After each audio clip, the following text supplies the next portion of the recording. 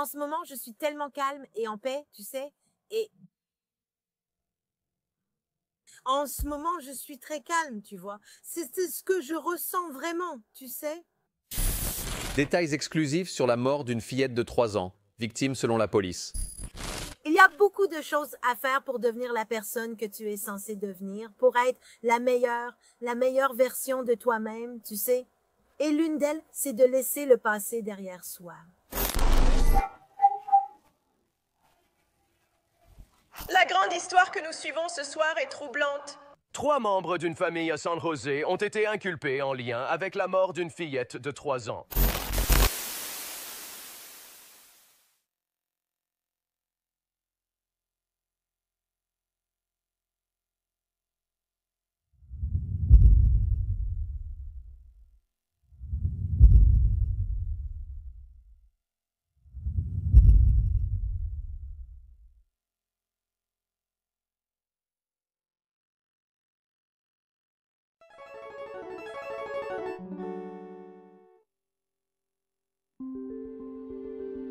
La religion est l'un des concepts les plus anciens de l'histoire humaine. Sous une forme ou une autre, elle est apparue dans chaque société humaine depuis le début de la société humaine. Certaines personnes soutiennent qu'elle donne aux gens un but et la paix. Ceux qui ont été victimes de la violence religieuse ne seraient pas du même avis. Pendant des milliers d'années, nous avons mené nos vies conformément à ce que la religion nous dictait. Nous comptions sur la religion pour expliquer l'inexplicable. Avec le temps, la science a commencé à percer les mystères de la physiologie humaine, et des explications plus farfelues pour les maladies et les affections ont été abandonnées au profit d'explications médicales. La plupart des gens aujourd'hui ne croient pas aux fantômes, aux esprits ou aux démons, et acceptent facilement l'explication scientifique pour des choses qui semblent étranges ou inhabituelles. Mais le domaine où beaucoup de gens restent encore influencés par l'idéologie religieuse, c'est lorsqu'il s'agit du comportement humain. Alors que la psychologie diagnostiquerait et traiterait un comportement inhabituel en l'expliquant simplement comme un dysfonctionnement de la psychologie humaine, la religion l'appellerait autrement. Il existe une explication rationnelle pour presque tous les comportements humains, mais pour une personne religieuse, la possession. Et l'explication rationnelle, tout comme son traitement prescrit, l'exorcisme.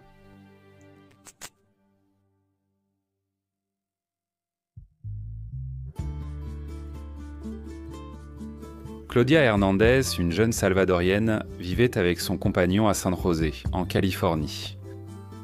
Bien que l'on sache peu de choses sur son histoire, on peut voir, grâce à sa chaîne YouTube désormais abandonnée, qu'elle nourrissait certaines aspirations à devenir une sorte d'influenceuse, ayant déjà passé quelques années à créer du contenu pour Snapchat et Instagram, dont les comptes ont depuis été supprimés. C'est une personne très bavarde qui, malgré le fait d'avoir peu ou pas de spectateurs, parlait souvent comme si son public était bien plus large. Il n'y a que 4 vidéos sur la chaîne. Dans ces vidéos, elle parle de son désir de répandre la gentillesse, la paix et de créer un espace sûr où les gens peuvent être eux-mêmes. Ces 4 vidéos ont toutes été publiées en janvier 2022. La raison pour laquelle elle a cessé de publier s'éclaircira ultérieurement. On ne sait pas grand-chose de son partenaire, bien qu'elle y fasse parfois vaguement référence sans jamais le nommer. Quelques photos de lui existent, par-ci par-là. Son rôle dans cette histoire est complètement omis, je ne peux que supposer qu'il n'était pas présent à ce moment-là.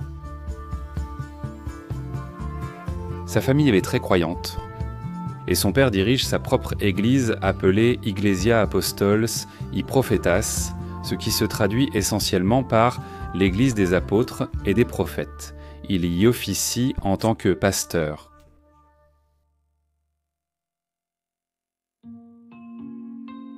Dans la vidéo intitulée du nom de sa fille, Claudia décrit sa vie lorsqu'elle est tombée enceinte. Elle a rencontré son partenaire et père d'Arely en 2016 et a déménagé avec lui en Californie. Peu de temps après le déménagement, ils ont eu ce qu'elle décrit comme une frayeur de grossesse. Puis, oui, et ensuite, c'était bien, n'est-ce pas? C'était bien.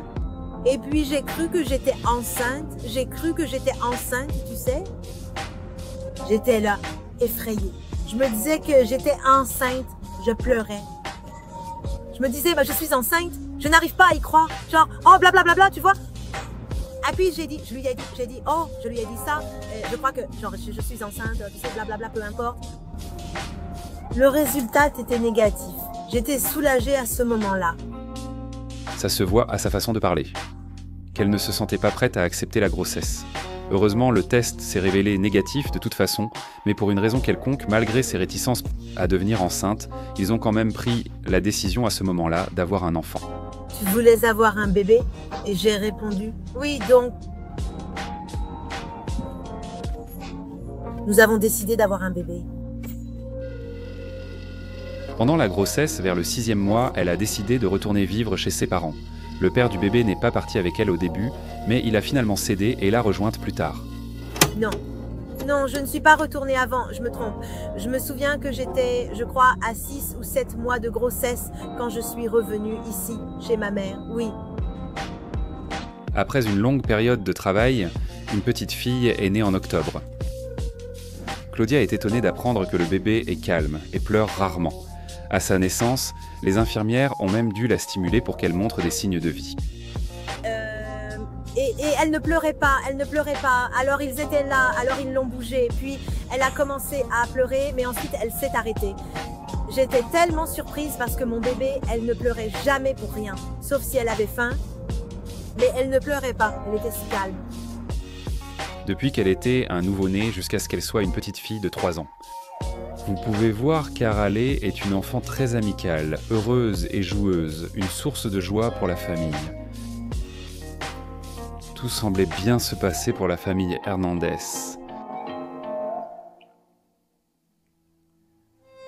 Pendant la nuit, selon sa mère, Arale a commencé à agir de façon étrange. La mère a signalé que l'enfant se tenait dans sa chambre, criant et pleurant sans raison évidente. Immédiatement, Claudia a soupçonné que l'enfant était possédé par un démon et a appelé son frère et l'oncle d'Arale, René Hernandez Jr., pour l'aider.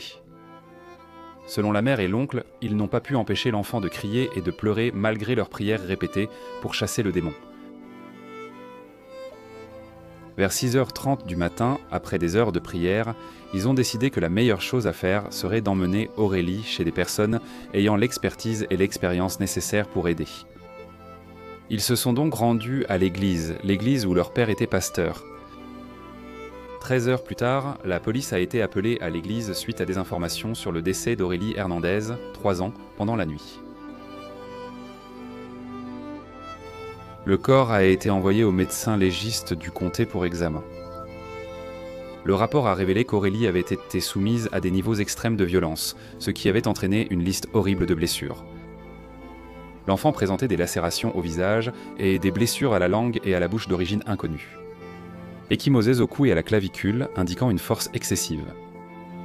Une accumulation significative de liquide dans son cerveau, généralement causée par un traumatisme crânien dû à une force excessive.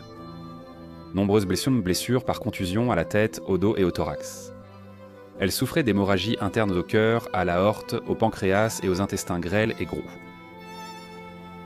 Il était évident que la pauvre enfant avait vécu les dernières heures les plus misérables de sa vie, des souffrances que personne ne devrait jamais avoir à endurer. Dans les mois qui suivirent, la police interrogea à plusieurs reprises les 3 personnes impliquées pour déceler des incohérences dans leurs déclarations et recueillir des preuves sur les événements. Ils n'ont officiellement arrêté personne et ils n'ont pas non plus divulgué de détails au public afin de préserver l'intégrité de l'enquête. En privé, les enquêteurs étaient complètement choqués, non seulement par la gravité du crime, mais aussi par la façon dont les 3 personnes impliquées avaient admis si volontiers et ouvertement l'horrible vérité. Le 24 septembre 2021, lorsque les policiers sont arrivés sur les lieux, les 3 personnes impliquées ont raconté aux agents le terrible récit des événements de la nuit.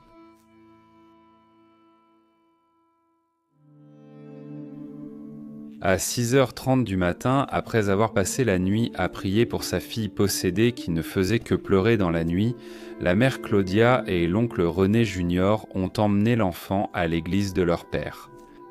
L'enfant a été maintenu au niveau de la cheville, de la taille et du cou, chaque personne prenant tour à tour une partie différente pour la retenir, tandis que sa mère lui enfonçait les doigts dans la gorge tout en lui serrant le cou pour essayer de la faire vomir.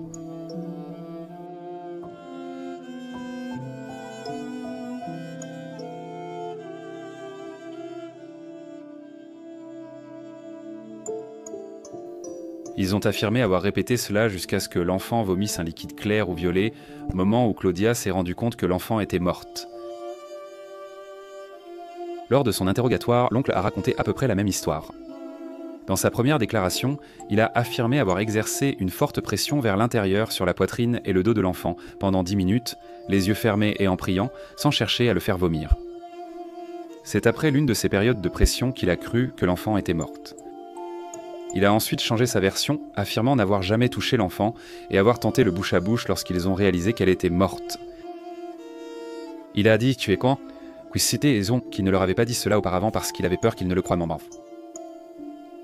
Lors d'un troisième interrogatoire, il a ensuite admis qu'il avait tenu l'enfant par le ventre en appliquant une force, et que sa mère la tenait par le cou en appliquant la même force pendant 25 minutes à chaque fois.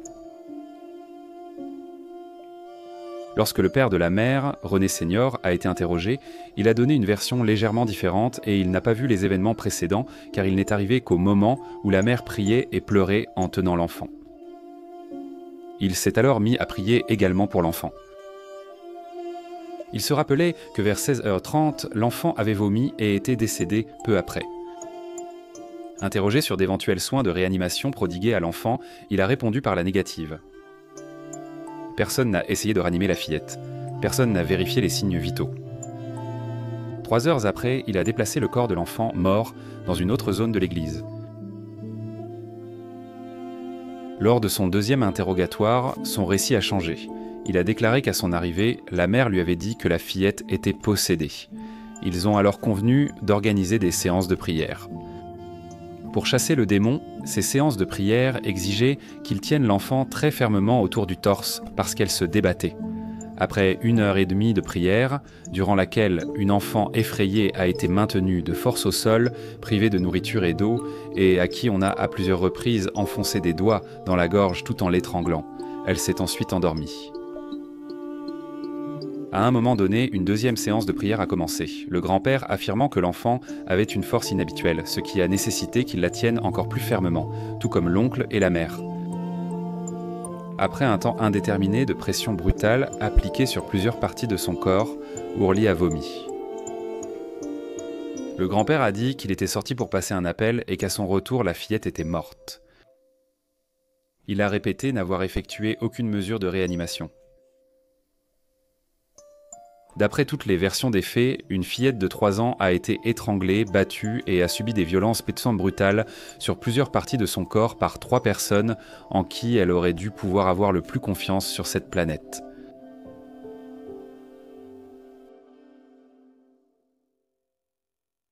Deux jours après le meurtre d'Aral, et après que les 3 ayant déjà avoué à la police qu'ils avaient tant bien tué l'enfant, Claudia a créé une page GoFundMe pour aider à payer les funérailles de l'enfant qu'ils avaient tué. À ce stade, pensant peut-être que la police avait cru à leur histoire de possession puisqu'aucun d'entre eux n'avait été arrêté ni aucun détail révélé, les 3 ont continué leur vie comme si de rien n'était. En janvier 2022, 3 mois après la mort et 3 mois après avoir avoué à la police qu'elle était responsable de cette mort, Claudia a ouvert un compte YouTube et, tout au long du mois de janvier, a publié 4 vidéos, chacune donnant d'elle l'image d'une personne gentille qui voulait répandre de la positivité. La dernière vidéo qu'elle a mise en ligne s'intitulait « Aurélie Naomi Proctor Hernandez » le 27 janvier. Dans la vidéo, elle parle de la mort d'Aurélie sans donner de détails sur la cause du décès, évoquant plutôt une maladie mystérieuse. J'ai appris à penser positivement, vous savez, parce qu'il y a de nombreuses raisons pour lesquelles Dieu l'a prise, vous savez. Et je suis là et je me dis, oh, et si quelque chose lui était arrivé, vous savez, si elle avait eu une maladie ou si quelque chose lui était arrivé, ou je ne sais pas, c'est beaucoup, vous savez. Et en même temps, je ne sais pas, genre, comme je vous l'ai dit, les filles, je pourrais voir ça de façon négative, mais et être négative, genre, oh, ne pas être négative, être triste à propos de toute la situation, parce qu'il est décédé. Mais en fait, ça ne sert à rien, tu vois, parce que c'est comme ça, tu sais, elle n'est pas là avec moi, c'est comme ça, tu vois. 4 jours plus tard, le 31 janvier 2022, Claudia Hernandez a été arrêtée et accusée de maltraitance d'enfants ayant entraîné la mort de la victime. Quelques jours plus tard, l'oncle et le grand-père ont également été arrêtés et accusés du même crime. Les 3 affaires sont toujours en cours et s'ils sont reconnus coupables, ils risquent 25 ans de prison à perpétuité.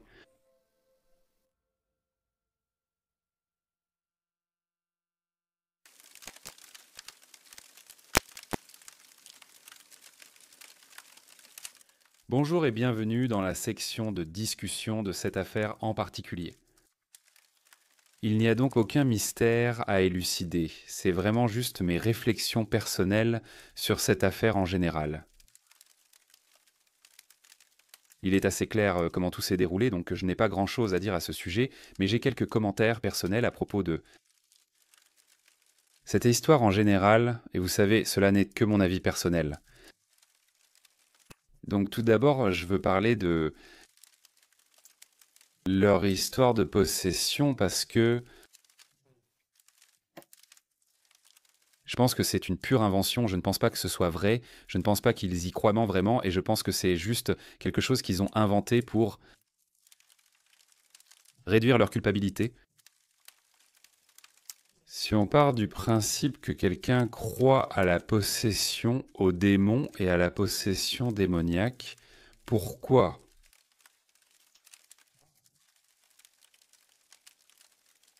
Voudriez-vous à plusieurs reprises étrangler quelqu'un à plusieurs reprises et lui enfoncer les doigts dans la gorge? Maintenant, je ne suis pas un expert en possession démoniaque dans la foi catholique, mais il n'y a probablement pas de Bible, de prêtre, ni de texte biblique nulle part qui dit que la façon de se débarrasser d'une possession démoniaque, c'est d'étrangler quelqu'un et de lui enfoncer les doigts dans la gorge. Je pense que cela s'applique à plusieurs religions, pas seulement à une seule, qui prônerait cette méthode, donc je ne vois pas comment cela pourrait être ce qu'ils croyaient vraiment, parce que même si vous étiez religieux et catholique, croyant en ces histoires, le texte ne vous demande pas cela, donc pourquoi le faire ? C'est complètement fou, même selon les critères des fanatiques religieux. Je pense même qu'un illuminé religieux regarderait ça et dirait « Jésus, madame, mais qu'est-ce qui ne va pas chez vous ?» Il y a le fil de pensée si votre enfant pleure tout le temps, crie et est manifestement très mal à l'aise et souffre beaucoup. Ma première pensée serait de lui donner un peu de Calpol, du repos au lit, peut-être un peu d'eau. Ma première pensée serait qu'il a probablement mal aux oreilles, c'est courant chez les enfants.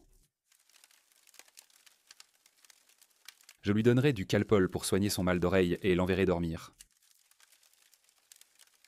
Ma première pensée ne serait certainement pas la possession démoniaque. Quel genre de putain de parent pense à ça en premier ? Et c'était forcément sa première pensée car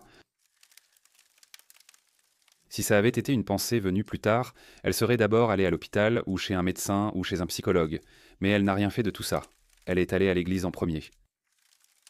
Parce que c'est ce qu'elle pensait, son raisonnement était « Oh, mon enfant essaie possédé, et si je lui ai donné du sirop et que le sirop n'a pas marché, je ne l'emmène pas chez un prêtre douteux dans une église de fortune. Je l'emmène chez un médecin, je pense même une personne profondément religieuse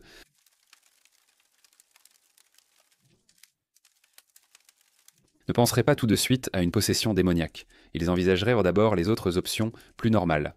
Et si aucune de ces options n'était la bonne réponse, alors peut-être que la personne religieuse envisagerait la possession démoniaque. Mais tu sais, j'ai du mal à croire que même une personne religieuse irait jusque-là. Et puis elle n'est de toute façon pas si religieuse que ça, puisqu'elle attendait un enfant hors mariage. Elle n'était pas mariée, du moins à ma connaissance. Peut-être que quelqu'un sait et peut me corriger, mais d'après ce que je sais, elle était enceinte hors mariage, ce qui, si tu es très religieux, surtout si tu es catholique, c'est vraiment interdit, hein. Donc elle ne peut pas être si religieuse que ça, mais adoptons l'état d'esprit d'un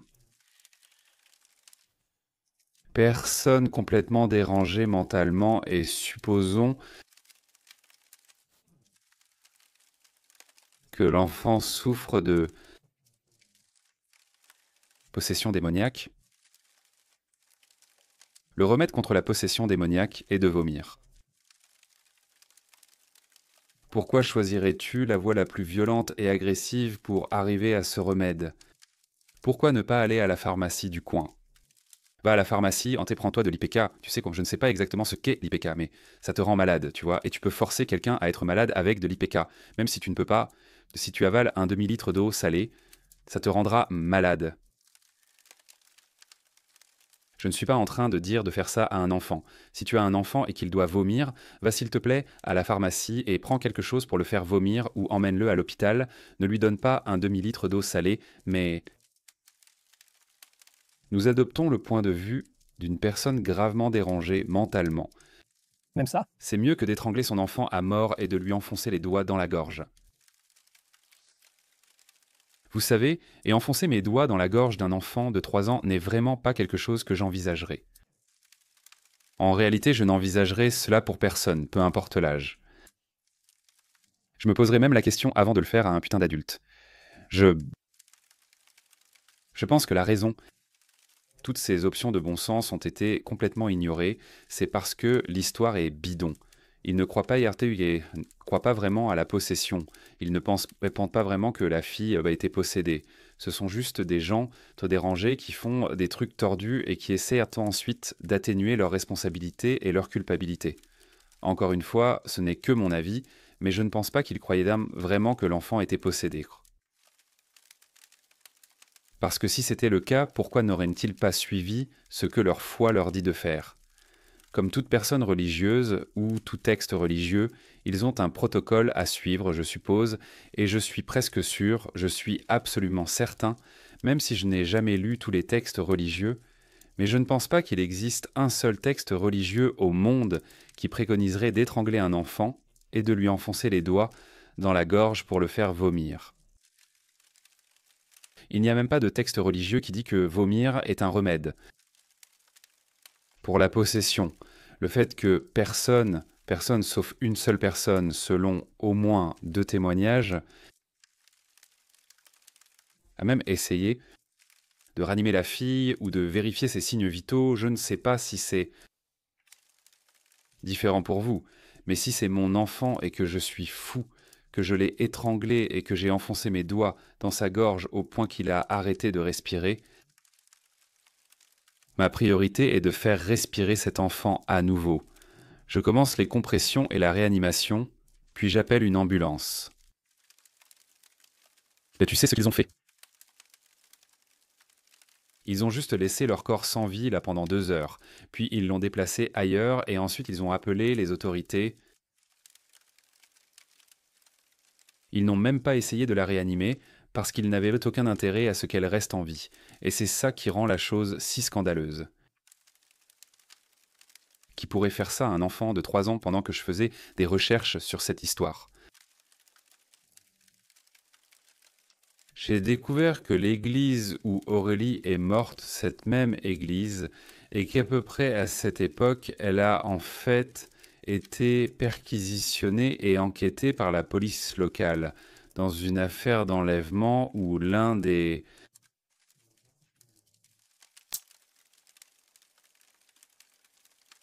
membres de cette église avait enlevé l'enfant de quelqu'un. Ils ont ensuite retrouvé l'enfant, mais avoir ces 2 événements qui se produisent au même endroit comme ça, cette coïncidence, je ne sais pas. Voir ces 2 événements semble beaucoup trop improbable pour que ce soit une coïncidence, tu sais. Pour moi, au minimum, ça mérite plus d'investigation. Même si au final, il ne se passe rien de louche là-bas, c'est quelque chose qu'on ne peut pas écarter ou ignorer. 2 incidents impliquant tous 2 de jeunes enfants.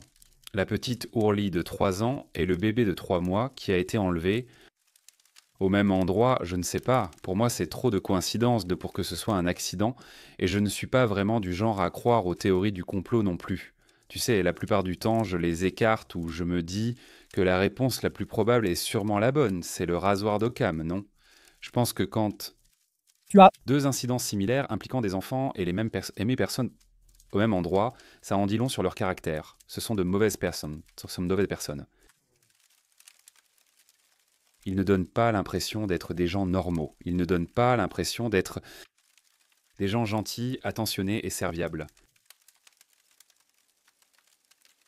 D'après ce que, vous savez, j'ai vu dans l'histoire, en se basant sur le fait que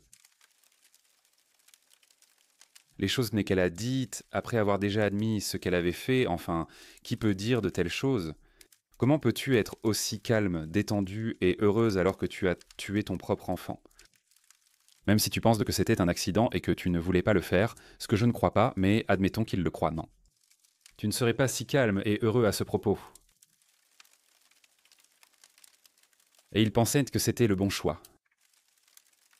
Pour un enfant qui souffrait, c'était d'augmenter la souffrance. En plus du fait que, dans les vidéos YouTube, à la fois le grand-père et la mère ne montrent absolument aucun remords pour cela. Ils ne semblent pas tristes à ce sujet. Ils ne semblent pas le regretter. Et ils ont même eu l'audace de créer une page GoFundMe pour payer les funérailles de l'enfant qu'ils ont tué. Et ils ont entièrement basé cette campagne GoFundMe sur le mensonge selon lequel sa fille lui avait été enlevée. Pas qu'elle ait pris la fille. Ou qu'il l'ait fait, je suppose. Les gens sans conscience sont le genre de personnes qui font ça. Et je suppose que la dernière chose qui me fait penser que toute cette histoire de possession, c'est des conneries, c'est le délai, comme je l'ai dit avant. Si tu as accidentellement tué ton enfant, ta première réaction, c'est de vouloir que l'enfant soit vivant, donc tu appelles les services d'urgence. Ils ne l'ont pas fait. Et même si tu penses que l'enfant est mort et qu'on ne peut rien faire, tu appelles les autorités, ou du moins moi je le ferai. Tu te sens très mal à cause de tes actes, mais si cet enfant est mon enfant et que je crois vraiment qu'elle était possédée et que maintenant elle ne respire plus, qu'elle ne montre plus aucun signe de vie, j'appellerai les services d'urgence, j'appellerai une ambulance immédiatement, parce que ta première et seule préoccupation c'est, s'il vous plaît, ne laissez pas l'enfant mourir.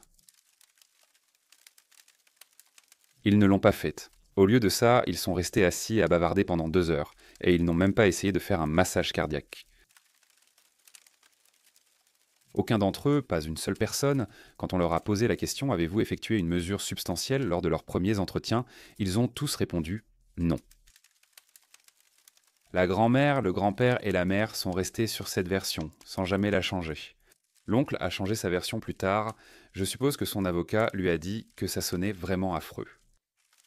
Alors, à la place, ils sont restés assis pendant 2 heures, probablement à essayer de trouver une histoire qui ferait passer ça pour un accident, dans l'espoir de s'en sortir ou, au minimum, d'obtenir une peine plus légère en invoquant une responsabilité diminuée.